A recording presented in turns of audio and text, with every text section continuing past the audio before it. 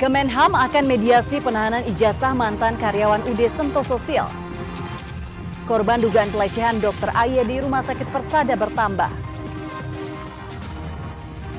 Harga kelapa makin mahal, tembus Rp20.000 per butir.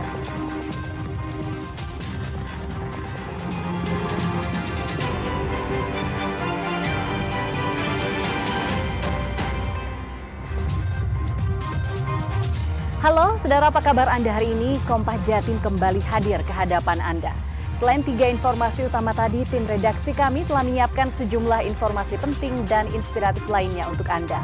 Bersama saya Virgianti Kusuma, kita jelang Kompas Jatim di Kompas TV Independen Terpercaya.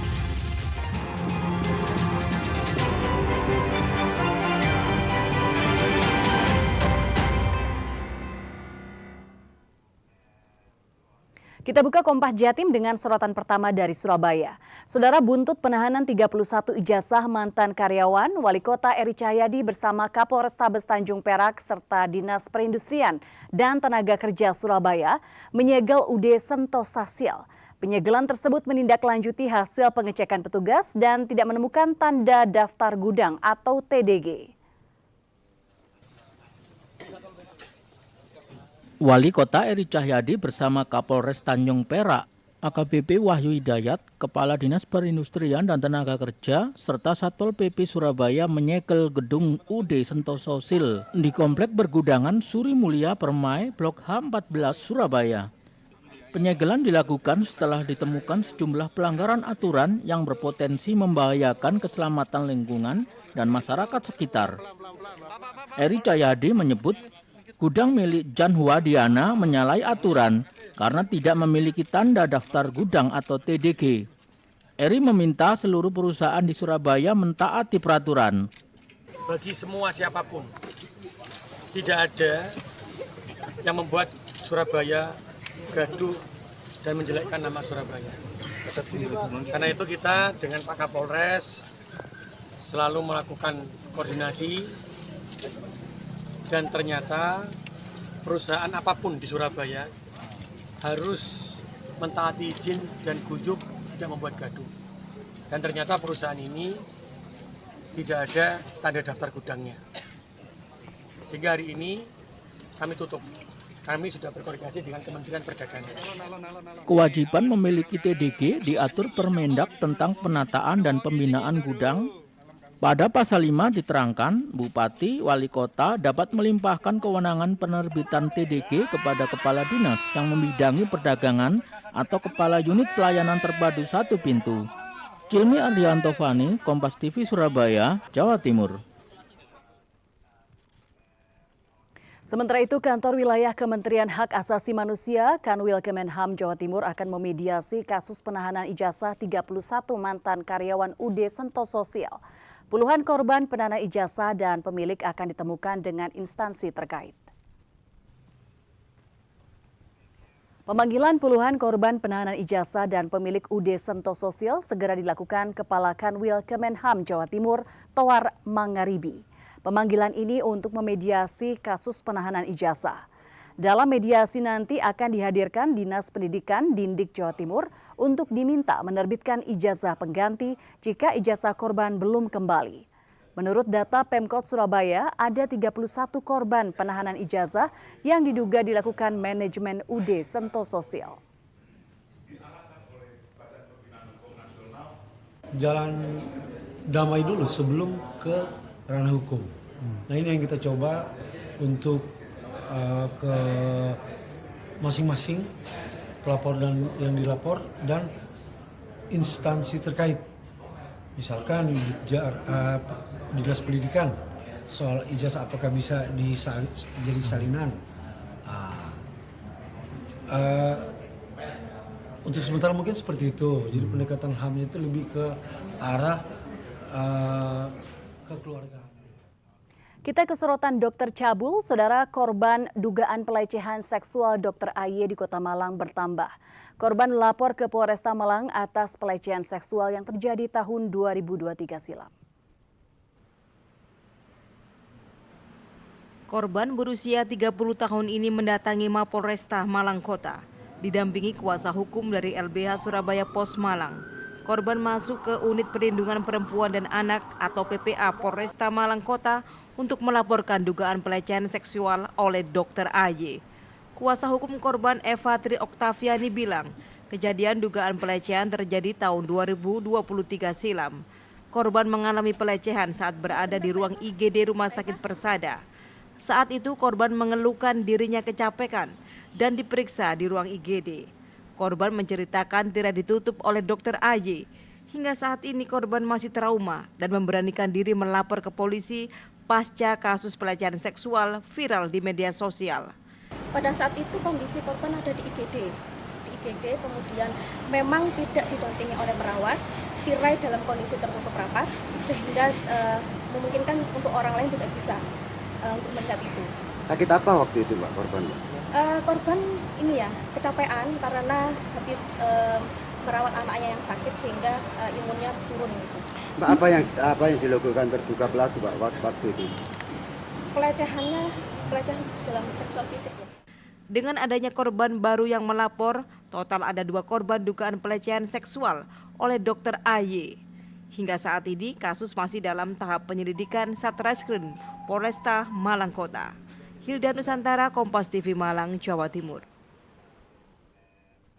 Saudara, polisi telah memeriksa 2 saksi terkait kasus dugaan pelecehan seksual oleh dokter di IGD Rumah Sakit Persada Kota Malang. Polisi menjadwalkan segera memanggil terduga pelaku Dr. AY. Usai korban Q, warga Sukabumi melapor ke Polresta Malang Kota Jumat 18 April lalu, Satreskrim Polresta Malang Kota bergerak melakukan penyelidikan. Total 2 saksi yakni BY, teman korban, dan AK, pegawai Rumah Sakit Persada Kota Malang. Sebelumnya polisi juga sudah mendatangi rumah sakit untuk memeriksa kamar inap korban dan rekaman CCTV. Hingga saat ini Dr. AY belum dipanggil. Polisi menyatakan pemanggilan segera dilakukan usai pengumpulan alat bukti dan keterangan saksi selesai. Untuk sampai saat ini ada 2 saksi ya, 2 saksi, yang satu teman korban, yang satu pegawai dari rumah sakit swasta. Kapan rencana Dr. AY ini dipanggil, Pak? Kalau kami menentukan kapan, kami belum bisa menentukan lebih baik. Karena saat ini kami masih terus mengumpulkan barang bukti, terus melakukan pemeriksaan terhadap saksi-saksi yang melihat kejadian dugaan pelecehan yang ada di salah satu rumah sakit swasta. Saudara, maraknya kasus dokter cabul di sejumlah daerah mendapatkan sorotan Dekan Fakultas Kedokteran Universitas Brawijaya UB Malang, Wisnu Barlianto. Menurut Wisnu, sistem pelayanan perlu diperbaiki agar tak terjadi krisis kepercayaan terhadap dokter dan rumah sakit. Ditemui di Universitas Brawijaya atau UB Malang, Dekan Fakultas Kedokteran UB, Wisnu Barlianto menyoroti maraknya kasus dokter cabul di sejumlah daerah, termasuk di Malang. Hal ini menjadi pelajaran berharga bagi rumah sakit agar memperbaiki sistem pelayanan terhadap pasien, mendisiplinkan para dokter dan tenaga medis lain sehingga mematuhi standar operasional dalam pemeriksaan pasien. Saat memeriksa pasien, dokter harus didampingi perawat. Terlebih sebelum berpraktek, dokter telah disumpah untuk menjaga etika. Lingkungan rumah sakit harusnya menjadi ruang aman dan nyaman bagi pasien agar bisa segera sembuh. Semuanya ini perlu dilakukan agar tak terjadi krisis kepercayaan masyarakat terhadap tim medis dan pihak rumah sakit. Sudah cukup lama kita pakai, mungkin ada 5-10 tahun, kita pakai di khususnya di FKUB dalam seleksi PPDS. Dan tentunya cukup banyak yang tidak lolos MMPI. Dan kami sangat strict kalau dengan MMPI ini. Kalau dia memang hasilnya, jadi ada nilai batas lulusnya. Saya tidak lupa pastinya berapa ya. Jadi ada beberapa aspek, ada NPL-nya. Kalau tidak mencapai nilai itu, maka dia tidak akan diterima, tidak lulus dalam seleksi. Wisnu juga menambahkan, setiap mendaftar pendidikan dokter spesialis, ada tes MMPI atau tes psikologi yang umum digunakan untuk menilai kepribadian dan psikopatologi. Tim Liputan Kompas TV Malang, Jawa Timur. Sebelumnya, saudara, polisi melakukan penyelidikan usai korban dugaan pelecehan seksual oleh dokter rumah sakit swasta di Kota Malang melapor Jumat 18 April lalu. Polisi sudah mengumpulkan alat bukti, salah satunya yakni rekaman CCTV. Anggota Satuan Reserse Kriminal Satreskrim Polresta Malang Kota sudah mendatangi Rumah Sakit Persada Kota Malang. Selain mengecek kamar inap korban, polisi juga mengumpulkan alat bukti, salah satunya rekaman CCTV. Kini polisi masih mendalami kasus dan segera memanggil Dr. AY jika sudah selesai memeriksa keterangan saksi-saksi. Ini karena dugaan pelecehan seksual terjadi pada tahun 2022 sehingga analisa rekaman CCTV tengah dilakukan.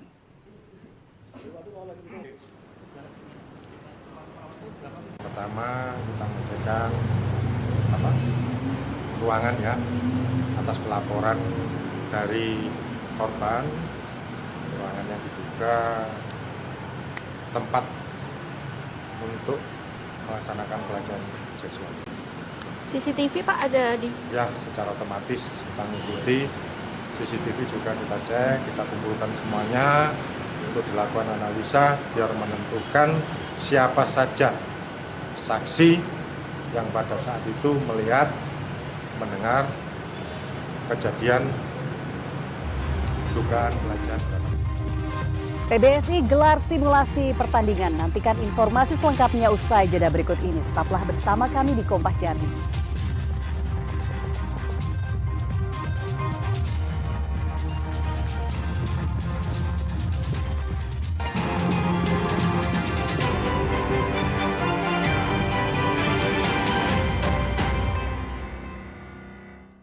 Saudara, harga kelapa di pasar tradisional Kota Malang melonjak. Menurut pedagang, banyak kelapa diekspor ke luar negeri sehingga pasokan di pasaran Indonesia berkurang.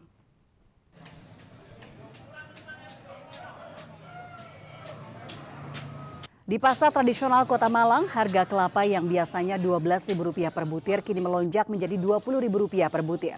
Hal ini dampak berkurangnya pasokan sehingga membuat jumlah penjualan kelapa menurun drastis. Menurut pedagang, berkurangnya pasokan karena banyak kelapa diekspor dan berakibat harga kelapa mahal. Kondisi ini membuat pembeli kelapa mengeluh, salah satunya pemilik usaha warung makan. Kelapa menjadi kebutuhan penting untuk membuat santan agar masakan menjadi nikmat.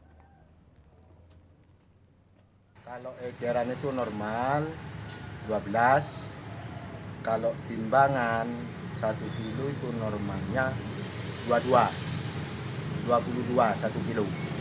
Itu normal. Itu karena apa, Pak? Karena pasokan kurang. Banyak kelapa yang ekspor ke luar negeri. Oh, begitu. Oh. Sejak kapan, Pak? Mulai 2005 bulan pertengahan bulan 1. Kalau jenengan sebagai pembeli, Ya, barang ya apa-apa Mas, ya masih regularan. Ya butuh. tetap dibeli Bu ya biar mahal ya. Iya. Bu, kalau jenengan sendiri membutuhkan kelapa ini buat apa biasanya? Buat gulai. Pasti pakai kelapa memang. Iya, pakai kelapa. Kalau harganya naik ini sebagai pembeli gimana, Bu?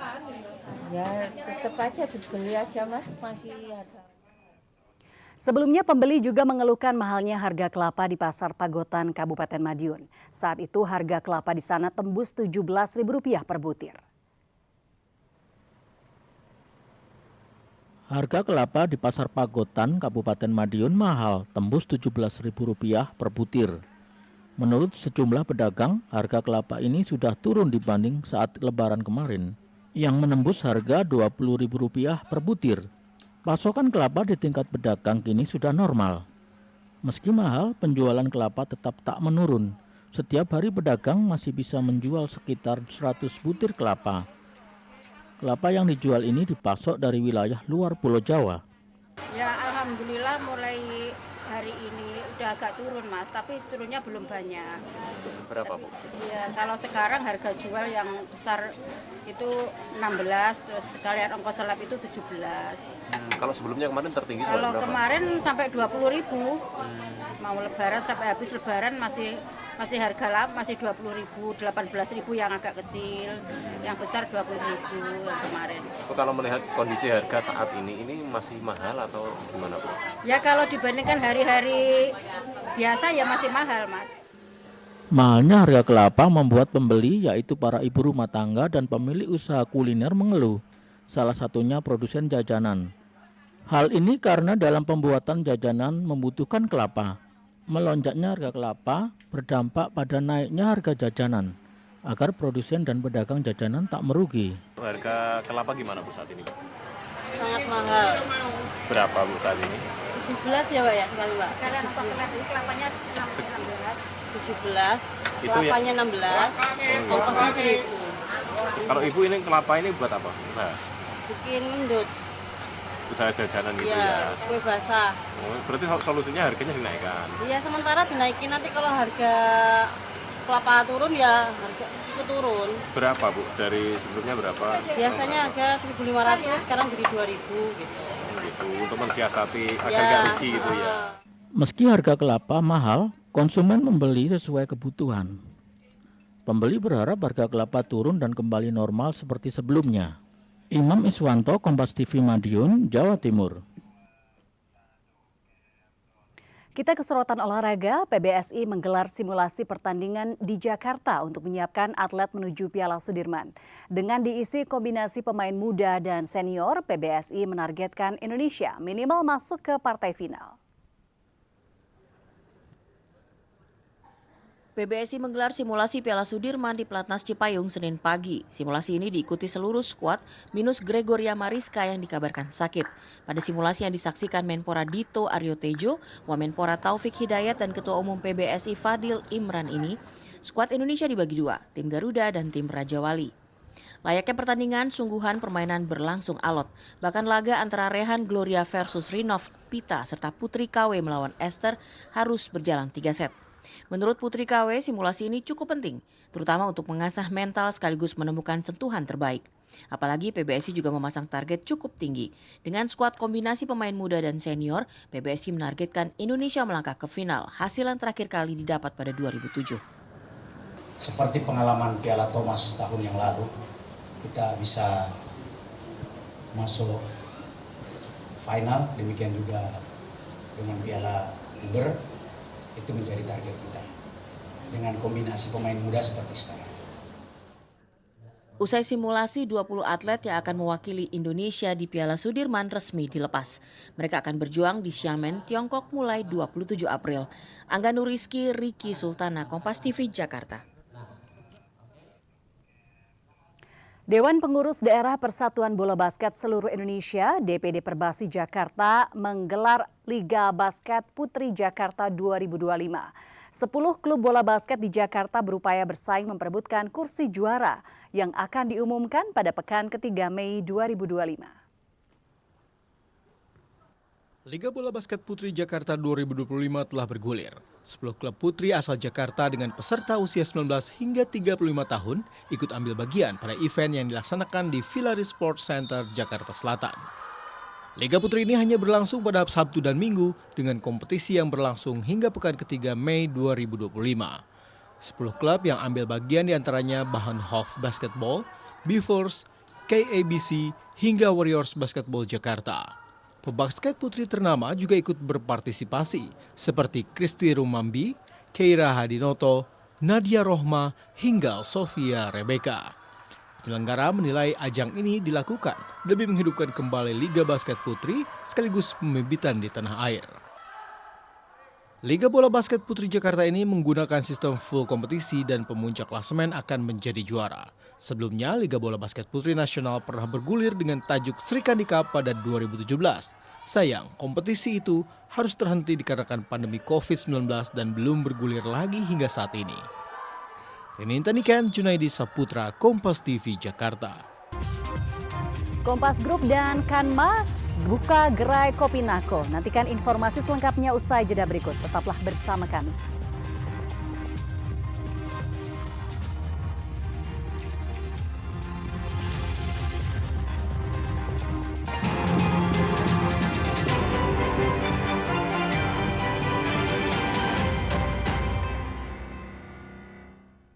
Kompas Group bekerja sama dengan Jendela Kuliner Bersama atau Kanma Group membuka gerai kopi Nako Daur Bersama di kota Surabaya. Setelah sebelumnya membuka gerai kopi serupa di kota Solo. Gerai kopi berkonsep semi-outdoor ini cocok memfasilitasi kegiatan sejumlah komunitas. Dan informasi ini sekaligus menutup jumpa kita di Kompas Jatim hari ini. Jangan lupa saudara untuk menyaksikan live streaming kami di kompas.tv dan channel YouTube Kompas TV Jawa Timur. Kompas TV independen terpercaya. Saya Virgianti Kusuma. Sampai jumpa. Inilah gerai kopi Nako Daur Bersama di Jalan Raya Gubeng nomor 98 Surabaya. Satu lokasi dengan kantor harian Kompas. Gerai kopi kedua ini merupakan kerjasama Kompas Group dengan Kanma Group. Sebelumnya juga telah buka gerai kopi serupa di kota Solo. Gerai kopi ini memiliki keunikan furniture, aksesoris, dan dekorasi di kopi Nako Daur Bersama Surabaya ini terbuat dari bahan daur ulang dari limbah internal. Wakil Pimpinan Umum Kompas Group, Tri Agung Kristanto, menyatakan pemanfaatan bahan daur ulang dari limbah dijadikan furniture hingga dekorasi gerai berawal dari tanggung jawab untuk menjaga bumi tetap bersih dan nyaman. Salah satunya dengan cara mengurangi dampak limbah dengan cara mendaur ulang menjadi bahan yang bermanfaat. Kompas dan Nako adalah untuk memberdayakan masyarakat dan mewujudkan tadi bumi yang lebih baik lagi. Kenapa? Karena Kopi Nako punya konsep daur baur yang menggunakan plastik-plastiknya untuk kemudian diolah kembali. Kompas punya target juga apa yang disebut dengan sustainability dan inovasi untuk membuat bumi yang lebih baik. Jadi ketemulah di situ. Itu salah satunya kenapa kemudian bersama dengan aku. Berkonsep semi-outdoor, tempat nongkrong dan diskusi, gerai kopi ini juga cocok menjadi tempat nongkrong bagi sejumlah komunitas hingga menggelar event. Diharapkan para pengunjung betah dan merasa nyaman saat berada di gerai kopi Nako Bersama ini. Konsepnya itu adalah nongkrong. Jadi kaum-kaum anak-anak muda, kaum-kaum komunitas, semua bisa nongkrong, bisa kerja di Kopi Nako, bisa bikin event di Kopi Nako. Jadi benar-benar wadah yang bisa buat para komunitas atau buat para kaum-kaum anak muda atau siapapun bisa nongkrong di Kopi Nako.